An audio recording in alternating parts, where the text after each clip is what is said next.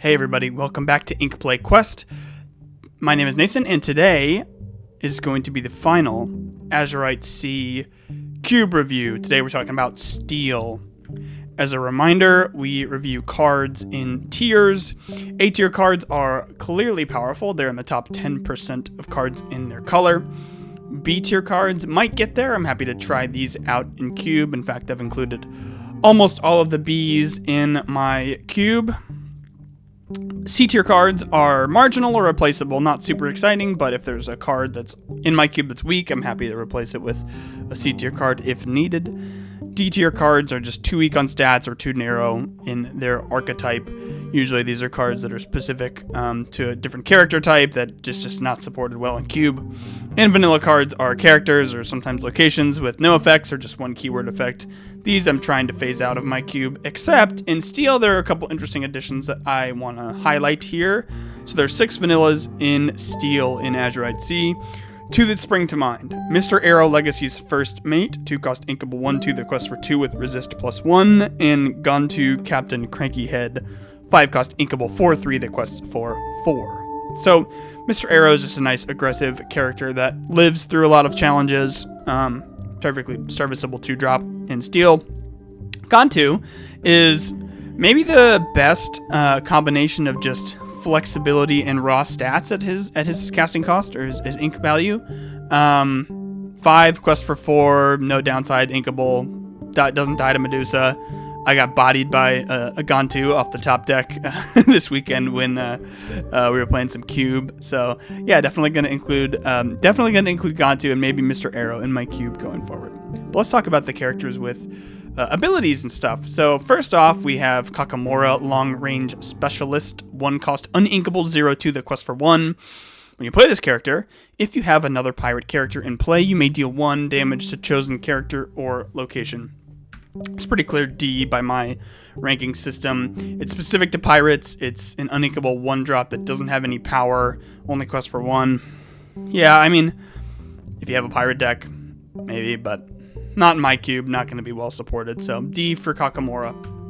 Now this Kakamora, Pirate Chief, 7 cost uninkable 4/6 quest for 2 is a little bit better. Whenever this character quests, you may draw a card, then choose and discard a card to deal 1 damage to chosen character or location. If you discarded a pirate card this way, deal 3 damage instead. So I'm going to go ahead and give this one a C. Still pirate specific, or I should say pirates make this card better, but it still gets a relatively strong effect on quest. Looting, which is drawing and discarding, is powerful, and you get to deal damage even if you don't discard a pirate card. So stats are a little rough on this one. It's a 7 cost uninkable, and the raw stats are not super good, but I'm going to give this one the benefit of doubt that looting is just a pretty good ability, so C for Kakamora Pirate Chief.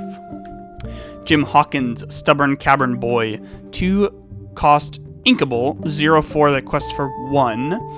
During your turn, whenever a card is put into your inkwell, this character gains Challenger +2 this turn.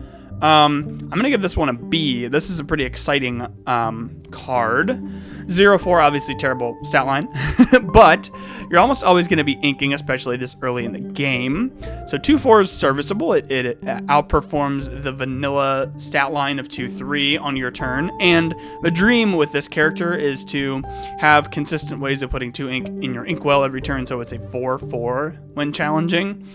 That's very strong. Going to be more reliable in Constructed, where you have, very tight Sapphire Steel decks that are almost always inking twice per turn, but happy to give this one a B. It's also a pretty nice shift target later down the line with this one. So, yeah, giving Jim Hawkins, Stubborn Cavern Boy, a B. Mr. Big Shrewd Tycoon, 4 cost uninkable 1/1 that quest for 3. This character can't be challenged by characters with 2 strength or greater. This is also a B. I think this is a really cool effect. There are not a lot of characters with only 1 strength that are going to want to be challenging Mr. Big. And the dream is giving him resist +1 in some way. The most obvious being the 5 cost Sapphire Cogsworth. I had that 4 into 5 in one of my cube decks this weekend. Got him down, got a Cogsworth down. Of course, doesn't give him ward, so you can still be gotten by, Storm Rage On and other things. But strong quester. I mean, if you can If you can get him down, he can probably get a couple quests off, and 4 cost uninkable. I think 4 uninkable is right about the line where the uninkability really starts to impact you, but happy to give him a B. I think the can't be challenged line is just a really strong static ability. So yeah, B for Mr. Big. B for Big. Mr. Smee, Steadfast Mate, another 2 cost Steel Smee. 2 cost inkable, 3/2 the quest for 1, and during your turn he has evasive. It's a C. It's literally replacement level because there's an exact replacement for him in the 2 cost Jafar in Steel. Different keywords, but I think this is just a totally fine card. Not sure I'll add it in because I already have the Jafar in here, and spoiler alert, I like all the Shift Jafars that I have more than the Shift Smee, which we'll see a little later. So C for Mr. Smee. Yeah, so here, Mr. Smee, Captain of the Jolly Roger, 6 cost, uninkable, 3/6, the quest for 2. It's a Floodborn with Shift 4. When you play this character, you may deal damage to chosen character equal to the number of your other pirate characters in play. Yeah, this is just a D. He requires a lot of setup for him to be any better than the 4 cost uninkable Stitch. This is a 6 cost uninkable. There are not a ton of Smees in my cube. Maybe 1. Just the good one from set 3. Yeah, he's not going to get there for me. Also, it's his chosen character, so if your opponent doesn't have any characters, you have to deal, and you have another pirate, you have to deal damage to your own characters. I just think this is not good enough without pirate support. So D for Smee. D for Big Smee.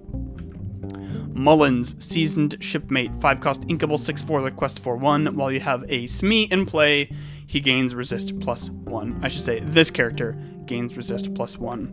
This is also a D. I've said it before, character abilities that require another specific character to be in play, not even just a character type, are very weak in cube. And this just becomes a 6/4 with resist 1, which is just, I think, below rate. Almost below rate anyway. So yeah, poor Mullins. He's a D. Now this character's cool. John Silver, Ship's Cook, 3 cost inkable, 3/3 the quest for 1. When you play this character, chosen character can't challenge during their next turn. And this is a common 3 cost character with 5 character types. I just love it. I don't know why this amuses me, but it amuses me. Anyway, the ability on this is pretty cool. Pretty defensive ability. Okay. For a second, I thought maybe this can get around Reckless. No. I don't think I can get around your characters having Reckless. Anyway, this is quite a good defensive ability. If you have fragile questers and you want to protect them from your opponent's annoying Reckless threat, or, you know, the Fox that came down last turn, or a Maui that's sitting around, totally reasonable effect. 3/3 body, also nice. Inkable, just, I like everything about this card. It's a B.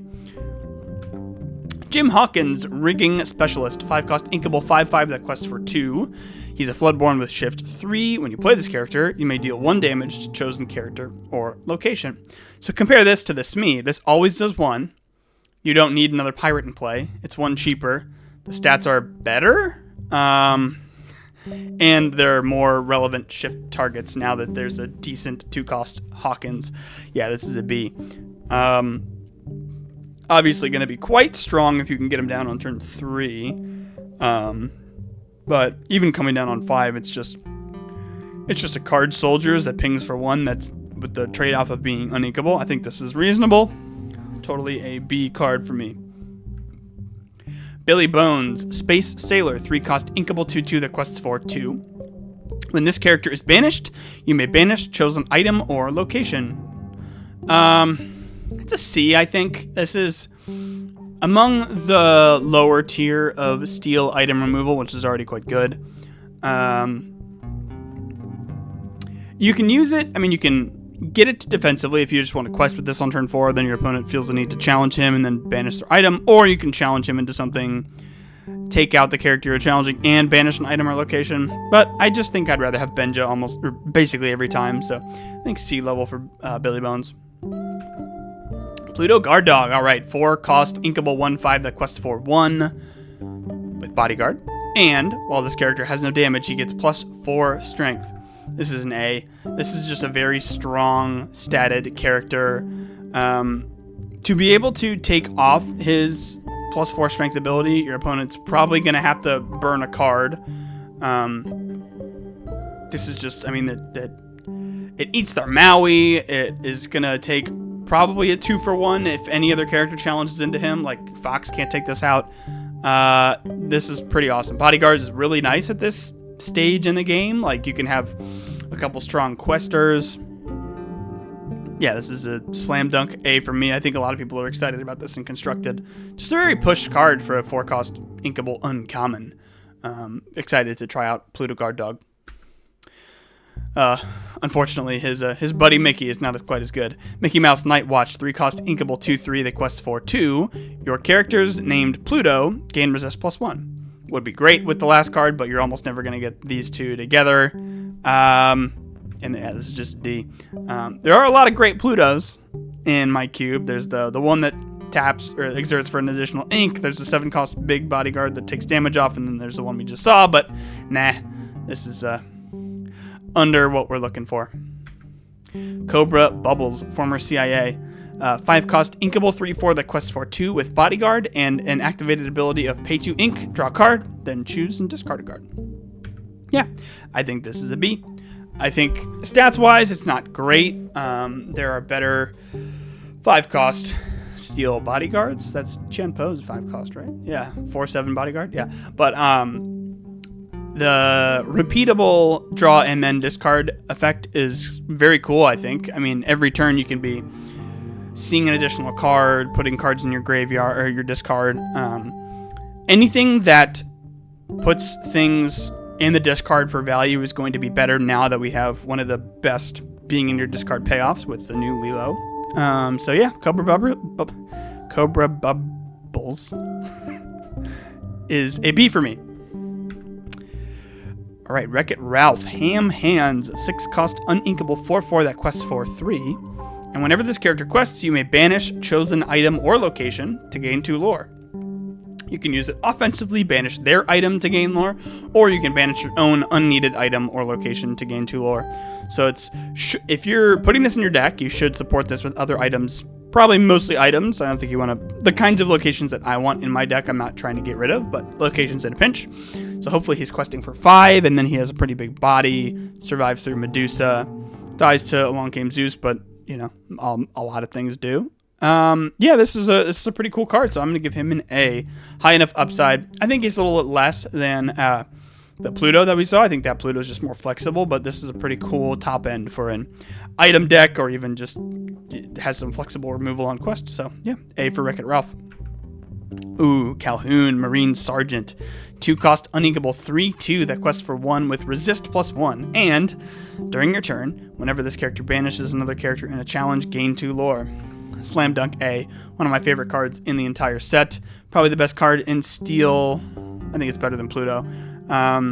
This is now, I think, the premier anti-aggro card in all of Cube. Storm Rage On is still good, and Grab Your Sword is obviously amazing, but this comes down on 2, and then they cannot quest with a 1 strength anything. Even a 2 strength thing, this takes out without dying, and you gain lore. Yeah, this is just a slam dunk. And this is just so strong for 2 ink. And as I alluded to earlier, uninkable cheap cards are just way less of a burden to put in your deck than uninkable big cards, because you're always going to be able to play this. This is never going to like ink screw you. So yeah, Calhoun, slam dunk A, super excited. If you open this card in sealed or booster during this release window, please play it in your draft deck. Captain Amelia, Commander of the Legacy, 4-cost inkable 1/4 that quests for 2. This character can't be challenged by pirate characters, and while being challenged, your other characters gain resist +1. Cool, cool effect. Not quite as strong as just always giving them resist +1. So like the 2-cost Smee still deals damage to himself, and like Grab Your Sword and other damage dealing actions and songs still fully do their damage, but hey, this is a pretty strong protection effect, and you know, has minor upside of not being able to be challenged by pirates. So I'll give Captain Amelia a B. Maybe on the lower end of B, but still pretty good. Jafar, Power Hungry Vizier, 5-cost uninkable 3/4 that quests for 1. During your turn, whenever a card is put into your inkwell, deal 1 damage to chosen character. Yeah, this is a cool effect. As I've alluded to, I really like these whenever a card is put into your Inkwell abilities and dealing 1. Anytime you want to do that is good. I mean, compare this to the 6-cost uninkable item that exerts to deal 1. I think this is way better than that. Unfortunately, the stats are pretty weak on this, but I still think it warrants a B. Until proven otherwise, I think the Inkwell abilities are quite good. So let's give him a B. Lower end of B. Oh, does he have the half crown? Is he the big bad from this set? I haven't been following the story, but oh yeah, he definitely is. Cool card. Spreading damage around is pretty cool. I will say you can also use it to sort of get off the ability on your characters that require damage on them. So, ooh, this into Hydra is kind of cool. You can deal a damage to your Hydra and then deal damage to them. Although you can just deal damage to them. So maybe that's stupid. John Silverstern, Captain, 8-cost, inkable 6/6 that quests for 2. He's a Floodborn with Shift 5, and he has Resist +2. At the start of your turn, deal 1 damage to each opposing ready character. And he's got the 5 keyword. Just the gold standard for flexible characters, having a bajillion keywords. But unfortunately, I think he's a little weak for what he costs. I thought this, when I first saw him, I thought the effect would be pretty strong. At the start of your turn, deal 1 to everything that's ready. But it doesn't go off until the turn after you play him. So your opponent has that information that they can dictate what they do on their turn. So they can just quest out. And then this, definitely is going to eat one of their characters if he challenges. But, then it's not dealing mass damage. And 8-cost inkable. 8's a lot. I think, I feel good about C for John Silver. Hot Potato, our first action. 3-cost inkable action, choose 1. Deal 2 damage to chosen character or banish chosen item. So this is a modal action. I give the benefit of the doubt to modal cards. I think both of these modes are overcosted for what they are, but you get both of them on one card. You don't have to play 2 different cards to get them, so we'll give Hot Potato a B. I think dealing 2 for 3 just feels kind of bad, but sometimes you just need that, and sometimes they have a really annoying item you want to get out of the way, and you can just ink it if you need to get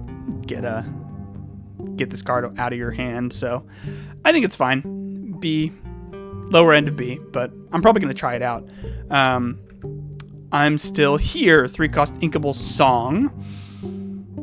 Inkable song, 3-cost. I'm already loving this. Chosen character gains resist +2 until the start of your next turn. Draw a card. I think this is a B. I feel better about this than the last one, but I'm still going to give the modal a B.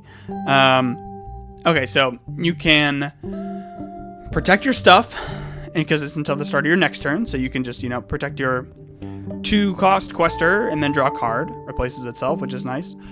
You can have your 3-cost character sing this. You can use this offensively to have a challenge go in your favor. Ursula, Deceiver of All, can double sing this, protect 2 things, draw 2. Yeah, so I feel good about that. Sorry. Twin Fire. Kind of a weird one. 2-cost uninkable action. Deal 2 damage to chosen character. Then, you may choose and discard a card to deal 2 damage to another chosen character. Okay, so I'm going to give this a C, but I am happy to be proven wrong about this one. So this is not card advantage, right? Because you're spending 2 cards to hopefully get rid of 2 of their things. Which is great. Having that ability go off without having to pay more than 2 ink is super nice. It's kind of like having to fire the cannons in your hand without having to play a card like Fire the Cannons, which is probably, a fine card, but whatever. But the big downside I see with this card is unless you're getting value from discarding the card, like if you have Lilo, you're getting rid of either an ink or a character or a card that is probably better than the character you're banishing. So I think this is probably a C, but with a lot higher upside if you get value out of that discarded card. So we'll start with C. Steel has a lot of really good actions and songs that deal damage, so my standard's a little higher. Maybe just intrinsically higher for these kinds of cards. So happy to be proven wrong, though. It's a really cool card. Ambush, another really cool card that I don't think will quite do as well, but we'll see. 3 cost uninkable action. Exert one of your characters to deal damage equal to their strength to chosen character. I'm going to give this a C also. This is kind of like having your character challenge a ready character, but this can't hit things with ward, and so that's the downside, but your character won't take damage as if it were challenging the readied character. I think it's fine. I see how this couldn't be 2 ink, but very cool effect. Cool way to exert one of your characters. Say they have reckless and you don't want to challenge their one thing that's exerted, so kind of a neat design space. I kind of want to try this card in my cube though, but I still think it's sort of a C with upside. Unfortunate situation. 4 cost inkable action. Each opponent chooses one of their characters and deals 4 damage to them. I think this is also a C, but maybe with some upside. So I think that one of the cool things, just quick side note, there are only so many ways in costs of printing like deal X damage to chosen character. Steel has now had like 800 different ways of dealing damage. They have deal 1, deal 2, deal 2, kill an item, deal 3, deal 5, deal 4. So I do like how flexible Steel damage dealing actions and songs are already, but this, is more niche than Along Came Zeus. Obviously hits warded things. What's like the best warded thing you want to hit with this? Is the 6 cost Ariel that benefits from items? I don't remember her willpower. This kills the 5 cost Cusco that I love so much. Yeah, I think it's a C with upside, right? I mean, I'm probably going to rotate out most of these like damage dealing actions in my cube just to see what kind of fits best in the environment. But for now, this is a C. Well, here's an easier one. King's Sensor Core, 3 cost inkable item. Your prince and king characters gain resist +1. Exert it, pay 2 ink, reveal the top card of your deck. If it's a prince or king, you may put that card in your hand. Otherwise, put it on top of your deck. It's very similar to Queen's Sensor Core, but I think similarly, this is a D in cube. There's just not enough. There are a lot of princes and kings, but there are not enough where you're going to feel comfortable putting this in your deck. This is probably going to be really cool in like a kind of casual 56 card or 60 card deck with 56 princes and kings and 4 of these. Then you're just paying 2 ink and drawing an extra card almost every turn. Cool card, not for cube, giving it a D. Training dummy, 2 cost inkable item. Exert it, pay 2, chosen character gains bodyguard till the start of your next turn. 4 cost, 4 ink to give something bodyguard and 2 ink every subsequent time. I just think that's not quite good enough, and I think there are enough good characters that have bodyguard already that you don't need to be worrying about this item.